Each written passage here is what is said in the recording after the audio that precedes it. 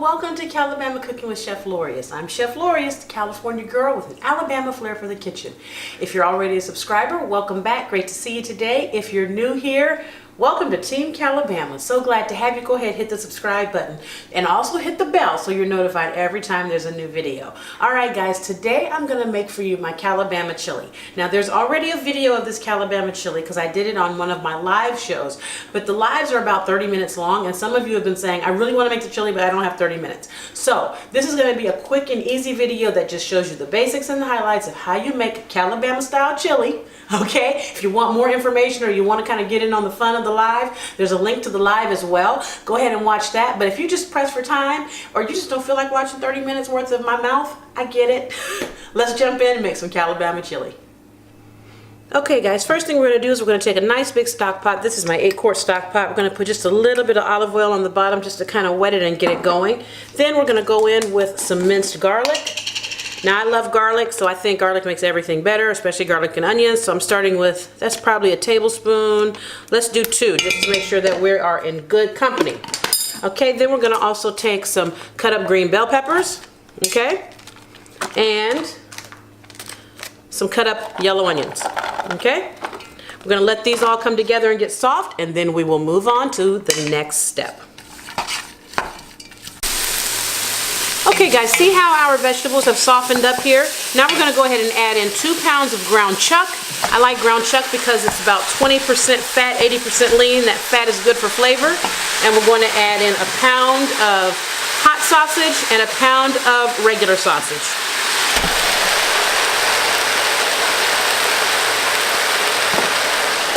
Okay, let all these cook up together and get friendly.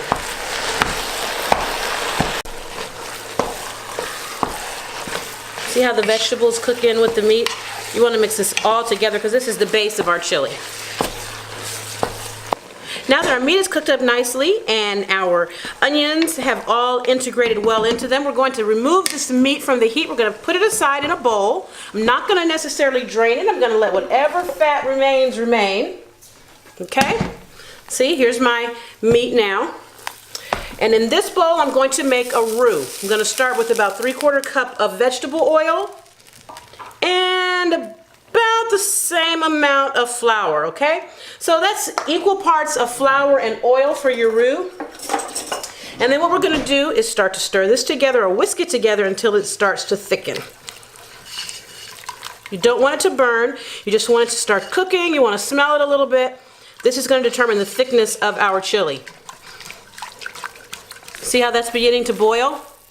Just a little bubbles. Now we're going to add in our seasonings. We're going to add 2/3 cup of chili powder and 1/2 cup of cumin.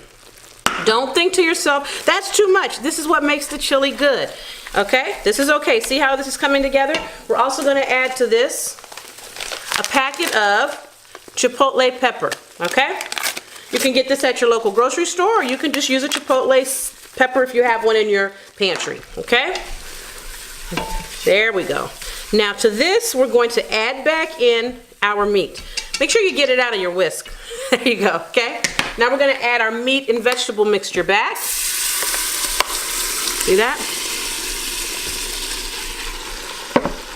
Now once we add that back in, you're going to stir it up and get this roux all the way through your meat. This is where the flavor comes from. This is what's going to make your chili off the chart. You see how that seasoning is getting all mixed in to everything? See? That's what you want. Make sure you turn your heat down. I just turned mine down a little bit. See that? This is how everything gets seasoned. Now, we're going to add in my not so secret anymore ingredient, a can of Guinness beer.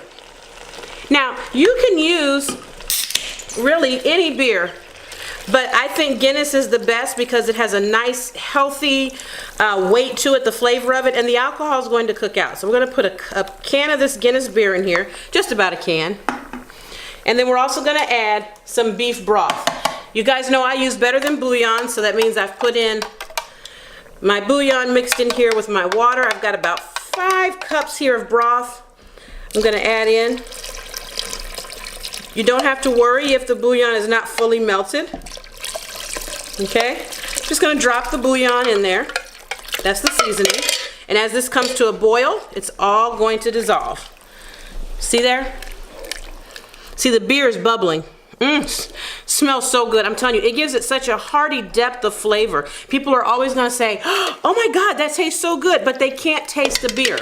The thing about it is, if you can taste the beer in your chili, then you haven't cooked it long enough. It's just supposed to enhance the flavor. It's not supposed to be beer chili. Okay, so now what we're going to do is add this together, cook this like this. Cook this like this. That sounds crazy, guys.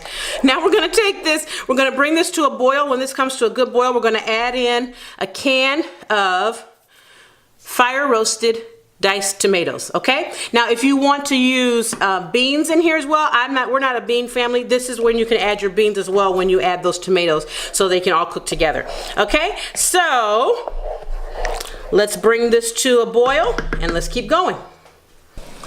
Now that our chili has come to a slight simmering boil, it's not bubbling heavily, but you can just kind of tell the simmering that's going on under the surface of it. We're going to go ahead and add in 2 cans of these tomatoes. These are fire roasted tomatoes. And remember, the tomatoes have liquid as well, so don't worry about the thickness of your chili yet. Now we're going to let this simmer, come to a boil, and then turn it down and simmer it for about 45 minutes to an hour. And then once we like it and it's flavorful, we'll go in and add some cayenne pepper if you'd like to. It might have enough heat for you, don't worry about it. But if you like a little bit of flavorful heat like your girl, this would be the time in an hour for that cayenne. If you decide you want to thicken your chili a little bit more, wait till it gets to a boil like this. Then take your flour, a little bit of flour, and just sprinkle it on the top. Just a few tablespoons like that. See that? Then you want to go in with your whisk and whisk it at the top. Don't push your whisk all the way in, because then all the meat will get stuck into the whisk. But just whisk it up like that, and that will break it down. And the rest of the flour lumps, if there are any, will dissolve in the boiling. See? So just sprinkle a little bit, dissolve it, and let it continue cooking. Okay? Now that our chili has come to a boil, we're going to put the lid on, turn it down to a simmer, and just let it have at it for an hour. Here's our chili all done. It's been simmering for about an hour. It is good to go. The longer it simmers, the richer the flavor gets. I did add a little flour in here, more flour, because I wanted it to be a little bit thicker. But this is just, oh, this looks so good. See that consistency? All right, let's give this a taste. Well, I've put some Calibama chili in a little bowl here.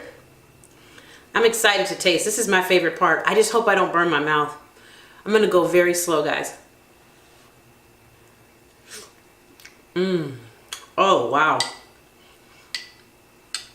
This is so rich, so delicious. I'm telling you, try it. Tell me how it turns out. Take pictures, add whatever you want, make it your own. Add beans, mushrooms, whatever you guys like, add to it. Just make sure you use a can of beer. All right, guys, that's all for today. Thanks for joining me again. If you're new here, don't forget, hit that subscribe button. There's still time. Be sure you hit the bell so you're notified every time there's a new video. Have a great day, guys. Happy cooking.